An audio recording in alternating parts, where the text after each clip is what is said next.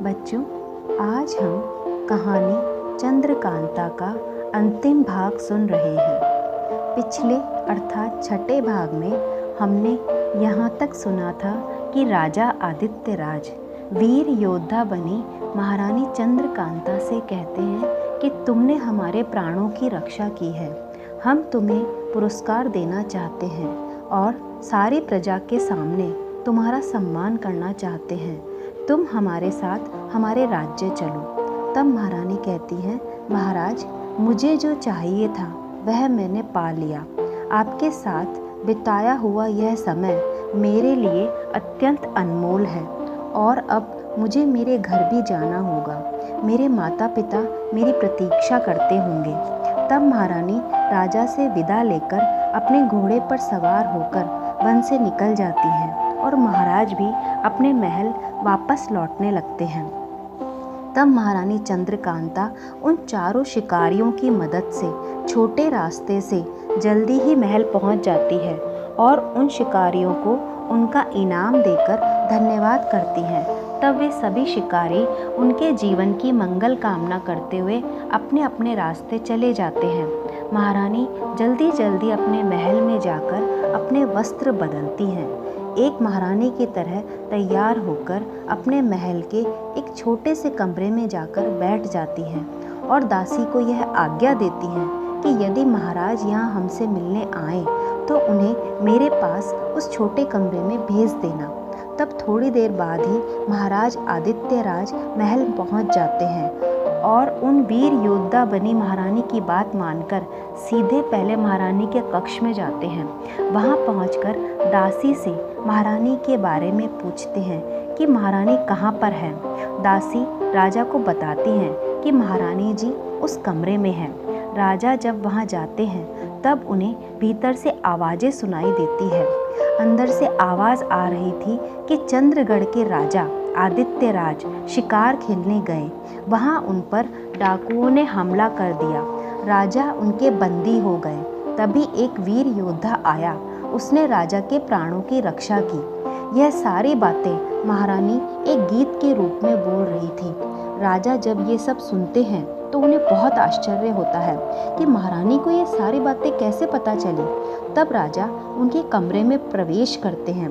वहाँ देखते हैं कि एक अति सुंदरी स्त्री बैठी हुई है और उसकी आंखों से आंसू बहते जा रहे हैं और वे आंसू जमीन पर गिरते ही मोती बन जाते हैं। तब राजा उनके पास जाते हैं और उनसे कहते हैं, क्या तुम चंद्रकांता हो? वह कहती हैं, जी महाराज, मैं ही आपकी पत्नी महारानी चंद्रकांता हूँ।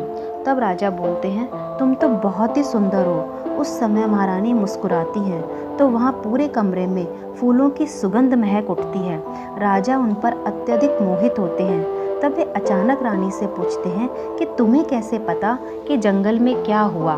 फिर महारानी चंद्रकांता अपनी उंगली पर बंधी हुई पट्टी दिखाती हैं जो राजा ने स्वयं उनके बांधी थी।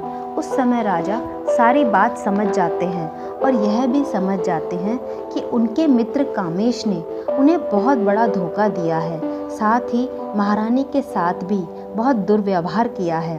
तब राजा आदित्यराज अपनी पत्नी महारानी चंद्रकांता के साथ बाहर आते हैं, उन्हें दिल से स्वीकार करते हैं और उनकी बुद्धि की खूब प्रशंसा करते हैं और कामेश को सिपाहियों से पकड़वाकर जेल में डलवा देते हैं।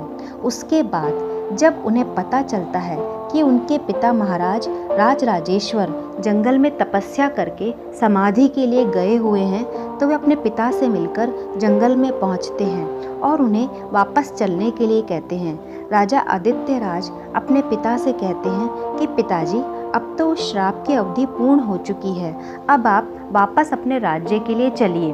तब उनके पिता कहते हैं, पुत्र, माना कि श्राप की अवधि पूर्ण हो गई है और तपस्या के बल से उस श्राप से हमें मुक्ति मिल गई है, परंतु अब मैं वापस महल में नहीं जाना चाहता। मुझे यहीं भगवान के नाम का जप करने दो, मुझे शांति मिलती है और वैसे भी तुम एक योग्य राजा हो, तुम अच्छी तरह से राजकाज संभाल रहे हो। राजा अपने पुत्र व पुत्रवधू को बहुत आशीर्वाद देते हैं और उन्हें वापस राज्य भेज देते हैं और स्वयं तपस्या करके वहीं वन में ऋषि मुनियों के साथ ही अपना जीवन पूरा करते हैं और भगवान की शरण चले जाते हैं। बच्चों, देखा इस कहानी से हमें कितनी सीख मिलती है। पहली सीख तो यह है कि यदि किसी को वचन दो तो उसे जरूर निभाना। दूसरी सीख यह है कि किसी की भी बातों में आकर अपनों पर ही अविश्वास नहीं करना, स्वयं भी उसके बारे में पता करने की कोशिश करना। और तीसरी सीख यह है कि महारानी चंद्रकांता की तरह कैसी भी परिस्थिति हो, अपना धैर्य खोए बिना अपनी बुद्धि का उपयोग करके विपरीत परिस्थिति को पार करना।